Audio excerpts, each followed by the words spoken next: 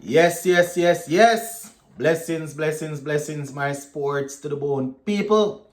I am up bright and early, getting myself ready for day two of this first test between West Indies and Australia. Have quite a few things for us to talk about in this one. We're going to be zooming in on some of the things that I would love to see happen as we go throughout day two. But prior to going into that, I want to talk a little bit about the West Indies Academy. They secured victory in their second 50 over game against the Sri Lanka emerging players. This game was actually played on Tuesday, but because we were all, gearing up for Test cricket, which started yesterday, I didn't get a chance to really shout out the West Indies Academy players. So we're gonna just quickly go through the scorecard and then we'll move on. So in that game, West Indies Academy batting first, they scored 290 for 9 of their allotted 50 overs. Sri Lanka emerging players, they were bowled out for 271 in 48.2 overs. So the West Indies Academy securing victory by 19 runs. So in the 290 for 9 that we scored, Joel Andrew at the top of the order, he got 45 from 63. He was supported by Captain Teddy Bishop, who got 34 from 40.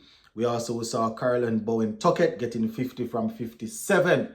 But the man that led the way was Rivaldo Clark getting 74 from 74 with 5 fours and 2 sixes. Right, Joshua Bishop scored 24 from 19. So that's how we ended up getting 290. Now, bowling for Sri Lanka, Sanketh, he picked up 4 for 63. He led the way for them. Hasanka got 2 for 52. And Dhananjaya Lakshan, he got 2 for 53. So that is how things went in that part. Now, Sri Lanka chasing, they gave it a good go. Sri Lanka emerging players, they gave it a good go. But the West Indies Academy players, they were able to conquer them, right? And bowling for us, Nathan Edward 2 for 48 from 8 overs. Joshua Bishop 2 for 44 from 10. Jediah Blades 1 for 56 from 10. And we also saw Rivaldo Clark getting 1 for 1 from 2 balls. And the pick of the bowlers, Micah McKenzie, getting 3 for 70 from his 10 overs. So the West Indies Academy doing pretty well there. Batting for Sri Lanka, Sashan Kosala, he scored 75 from 87, but it wasn't enough. He led the way. The captain, Dhananjaya, he scored 30 from 25. But the West Indies Academy, as I said, they held their nerve and secured a 19-run victory. Shout out to them. All right, on to some red ball cricket now, my people. So as we step into day two, right, West Indies, right now, we are at a spot that we need to be careful, right? Australia, they struggled, but they still managed to get 180 on the boards. On the board, 180 on the board, right? So we are 57 for 4. We have Raston Chase and Brandon King at the wicket. Now, we are hoping that these two guys will bat for, they will see out the first hour of play. Obviously, we want them to go longer than that, but the first hour of play, if they can see out that, that would be good. You understand? Because we know the Aussies, they are going to come back with the quicks. Mitchell Stark, Pat Cummins, Hazelwood, they're going to come, with the quicks and do them thing. They have Webster who can also bowl, plus they have Green. You understand? So, you can imagine if the wicket isn't very slow, they are going to use those guys. So, would love to have Brandon King and Raston Chase batting as close as possible to 1 hour, right? I'm not saying that they are going to do it. We saw what our bowlers did, so we expect the Australians to do something with the ball also. But, would love to have those two guys batting for a while. If they can get over the 50, or if they can get a 50 each, that would even be better. And then, right, we still have Shea Hope and Justin Graves. Those are, you could say, the last two recognized batsmen. Justin Graves, as we know, he he's an all-rounder, but he has batted for us before in the top 6, right? So we know that, you know, he's capable.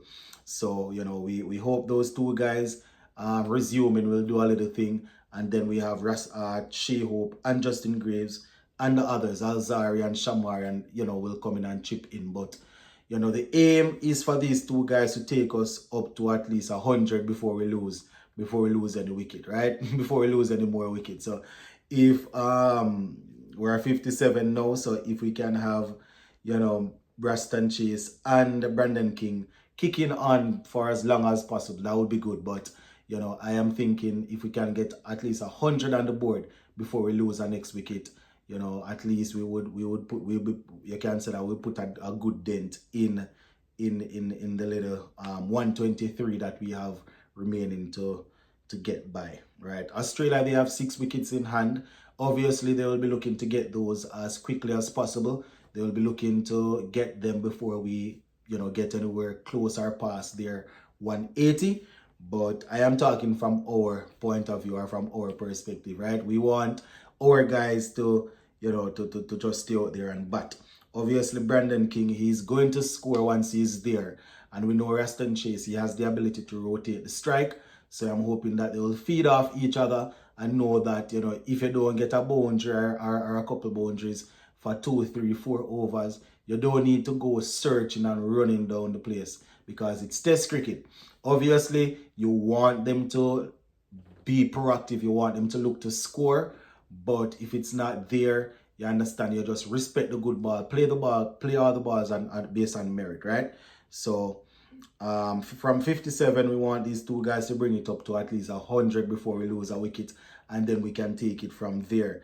Ideally, you know, if we can bat up to T, if we can bat are close to that, then I know, you know, we would probably be close to that 180. You understand? The guys that we have remaining, they will look to score. As I said, Brandon King will look to score. Shea Hope will come in and do the same. Raston Chase will hold one end. And then we have the guys like the Alzari and the Shamar. If they can come and chip in some runs, that would be good, right? And Jaden Seals. But yeah, if we can bat out the first hour and try to get as close as possible to lunch, and then if we can come back from lunch and we still have a wicket or 2 in hand, then we chip away and see where we're at. But all of this, my people, is just me saying, you know, we have to see how things will work out. Obviously, Nathan Lyon will be brought in at some point, you know, and that's going to be a whole different nut to crack, my people. So I just wanted us to talk a little bit before the start of the day's play, so you can let me know your thoughts in the comment section. What are you expecting from Brandon King and Raston Chase, who will be resuming? What are your thoughts? Let me know in the comment section. Big up.